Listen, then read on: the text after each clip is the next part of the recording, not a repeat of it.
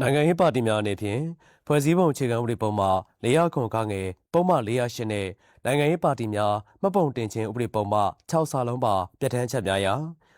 နိုင်ငံခြားတိုင်းပြည်တစ်ခုခု၏အစိုးရသို့မဟုတ်ဘာသာရေးဖွဲ့စည်းသို့မဟုတ်အခြားအဖွဲ့အစည်းတစ်ခုခုသို့မဟုတ်ပုဂ္ဂိုလ်တဦးထံမှငွေကြေးပစ္စည်းအခြားထောက်ပံ့ကိုတိုက်ရိုက်ဖြစ်စေတွဲဝါရေးဖြစ်စေ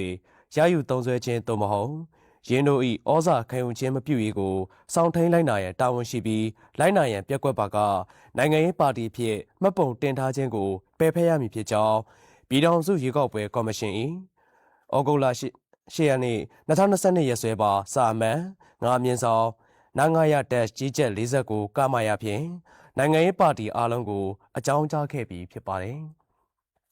။ထို့ပြင်နိုင်ငံရေးပါတီများအနေဖြင့်နိုင်ငံခြားတိုင်းပြည်တစ်ခုခု၏အဖွဲ့အစည်းသို့မဟုတ်လူပုဂ္ဂိုလ်များနှင့်တွဲဆုံရန်ရှိပါကပြည်ထောင်စုရွေးကောက်ပွဲကော်မရှင်သို့ကြိုတင်တင်ပြပြီးခွင့်ပြုချက်ရရှိမှသာတွဲဆုံရန်ဖြစ်ကြောင်းနှင့်တင်လျော်သည့်အစီအမံဖြင့်စစ်စစ်ခွင့်ပြုပေးမည်ဖြစ်ကြောင်းကိုလည်းပြည်ထောင်စုရွေးကောက်ပွဲကော်မရှင်၏ဩဂုတ်လ10ရက်နေ့2022ရက်စွဲပါစာအမှန်9မြင်းဆောင်နာငါရတက်ကြီးကျက်51ကမာယာဖြင့်နိုင်ငံရေးပါတီအားလုံးသို့ထပ်မံအကြောင်းကြားခဲ့ပါသည်ပြည်သူ့ရှေ့ဆောင်ပါတီအနေဖြင့်တန်ယုံများအဖွဲ့အစည်းများနှင့်လျှို့ဝှက်စွာတွဲဆုံလျက်ရှိကြောင်းသိရှိရတဲ့အတွက်ပြည်ထောင်စုရွေးကောက်ပွဲကော်မရှင်သို့တင်ပြခွင့်ပြုချက်ရှိမှသာတွဲဆုံရန်နှင့်ခွင့်ပြုချက်မရရှိဘဲတွဲဆုံပါကနိုင်ငံရေးပါတီများမှတ်ပုံတင်ခြင်းဥပဒေပုံမှ12နှစ်အညီဆောင်ရွက်သွားမည်ဖြစ်ကြောင်းပြည်ထောင်စုရွေးကောက်ပွဲကော်မရှင်၏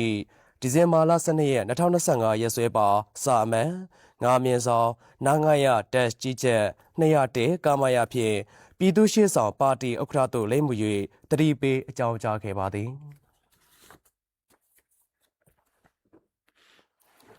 ပြည်သူ့ရှေ့ဆောင်ပါတီဥက္ကဋ္ဌဒေါက်တာတသက်ခိုင်နှင့်ဗိုလ်အလုံးမှုဆောင်အဖွဲ့ဝင်ဒေါ်ထထလှိုင်တို့သည်ပြည်ထောင်စုရွေးကောက်ပွဲကော်မရှင်သို့ခွင့်ပြုချက်တင်ပြခြင်းမရှိဘဲ2025ခုနှစ်ဒီဇင်ဘာလ18ရက်နေ့လယ်2နာရီမှ3နာရီအချိန်ခန့်အထိ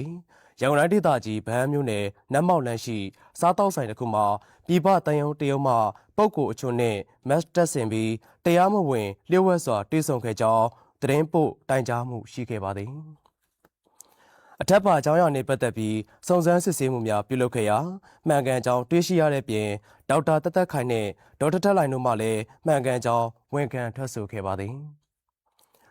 တို့ဖြစ်ပါ၍ပြည်သူ့ရှေ့ဆောင်ပါတီဥက္ကဋ္ဌဒေါက်တာတသက်ခိုင်နှင့်ဗိုလ်အလုံးမှုဆောင်ဖွဲ့ဝင်ဒေါ်ထထလှိုင်တို့အားဥပဒေနှင့်အညီအရေးယူဆောင်ရွက်သွားမှာဖြစ်တယ်လို့ပြည်ထောင်စုရွေးကောက်ပွဲကော်မရှင်မှသတင်းရရှိပါရခင်ဗျာ